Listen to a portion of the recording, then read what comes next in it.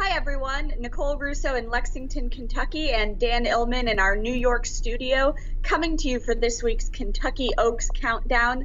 Let's start by taking a quick look at the current points leaderboard for the Philly Classic and the top buyers of these fillies.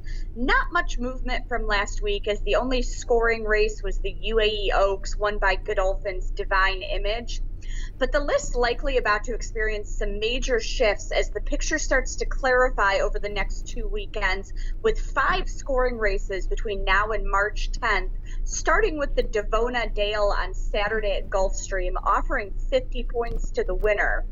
The race will feature the return of Eclipse Award champion 2-year-old filly Jaywalk, who won 4 straight races to end her 2018 campaign, including Grade 1 wins in the Frizette and the Breeders' Cup Juvenile Fillies.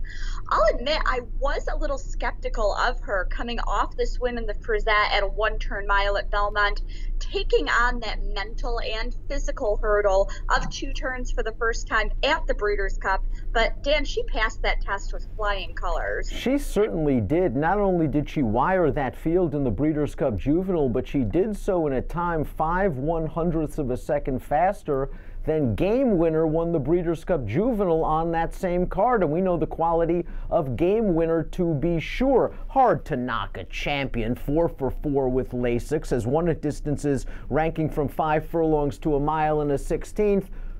But let me try to poke some holes, perhaps, in Jaywalk down the road. We saw her win in the Frizette. I thought that was over a very speed-friendly Belmont surface, and she was able to get away to an easy lead against a field that I thought was subpar. And in the Breeders' Cup Juvenile Fillies, while very, very impressive in beating the likes of Bellafina and Serengeti Empress, who have done some wonderful things this year as a 3-year-old, she was sort of conceded a nice, easy lead when Serengeti Empress backed off early. And I think that gave Bellafina that gave Jaywalk a lot of confidence on the backstretch, and it contributed to her impressive win. She is a very good filly. She is tops right now, being the champion. It'll be interesting to see what we get in the Devona Dale, because I wonder if she's slightly dressed up.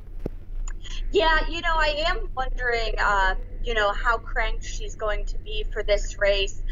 It had a little gap in her work tab from February 13th until this past weekend when she did work. Our Marty McGee reporting more on that work with Trainer Service. Jaywalk going to be a heavy favorite in the Devona Dale, with feedback awaiting the Ashland later on at Keeneland next month.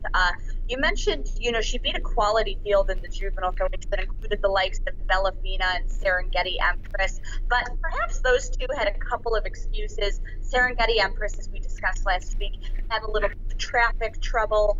Bellafina, her trainer reported that she was in season when finishing 4th in that race. Both of those fillies have come back to flatter her, but I do need to see Jaywalk, I think, taking a step forward early this season to stay up with what they've accomplished so far. I think handicappers should consider the work tab when analyzing Jaywalk. Some trainers do give gaps in the work tab to their horses and are still able to succeed. The services, whether it's John or Jason, seem to do that with their horses. Linda Rice, another fantastic trainer, that you'll often see gaps in the work tab and these horses still come back firing. Jaywalk's a really interesting study in pedigree, Nicole, and I'm really interested in your thoughts on that. Her stallion Cross Traffic, who stands for a $25,000 fee at Spendthrift, he didn't race until he was a 4-year-old. He was a true late developer, but he was a good horse. He won the Whitney around 2 turns and was second in the Metropolitan Handicap.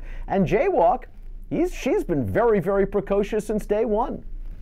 Yeah, I think it's very interesting. You mentioned Cross Traffic, who stands at Spendthrift Farm, was a later developer himself, but Jaywalk, one of several stakes winners, he wasn't a one-hit wonder, who helped propel Cross Traffic to the freshman sire earnings title last year, so his runners have been precocious. He's by Unbridled Song, and his sire line has crossed very well with Jaywalk's female family. She's a half-sister to Danzatrice by the Unbridled Song stallion Dunkirk, That mare a multiple stakes winner around 2 turns. Stakes horses in the extended family include Unbridled Song's Millionaire Son, Mission Impossible, who won the Louisiana Derby, the New Orleans Handicap, and placed in a couple of major Grade 1 handicap events. I think those are kind of encouraging signs in this pedigree. It's a proven pattern. And I also think there's a lot of versatility in this pedigree. You mentioned Danzatrice, who is a 3-time stakes winner around 2 turns, certainly Mission Impossible, a millionaire, a winner of a race like the Louisiana Derby. But you also have speed influences like Forest Camp deep in the pedigree, and I think that's going to help Jaywalk. And one thing that really we should talk about is that Jaywalk, perhaps unlike Serengeti Empress, is not necessarily a need-the-lead type. Worth noting, in that 5.5 furlong stakes debut at Delaware, she sat off the pace and was able to rally successfully. And that might serve her well when she rematches with Serengeti Empress perhaps down the road, because as we mentioned in last week's Oaks Countdown, I don't think Serengeti Empress is conceding anything to Jaywalk anytime soon. Yeah, and Serengeti Empress, we discussed, she's one who kind of, if she doesn't get things her own way, she maybe pouts a little bit. So I really like to see, you know, a horse showing some tractability when they're coming up to, you know, again, we're looking well down the road, coming up to a match with another horse with a similar running style. Sometimes the more versatile horse can carry the day. As we mentioned, Jaywalk is expected to be the heavy favorite for the Devona Dale when the entries are drawn on Wednesday. That Saturday card down there at Gulfstream also includes the Fountain of Youth, which offers 50 points toward the Kentucky Derby and is setting up as a major prep. Don't forget to tune into Derby Watch here tomorrow with our colleagues Jay Privman and Mike Watchmaker for more on that scene.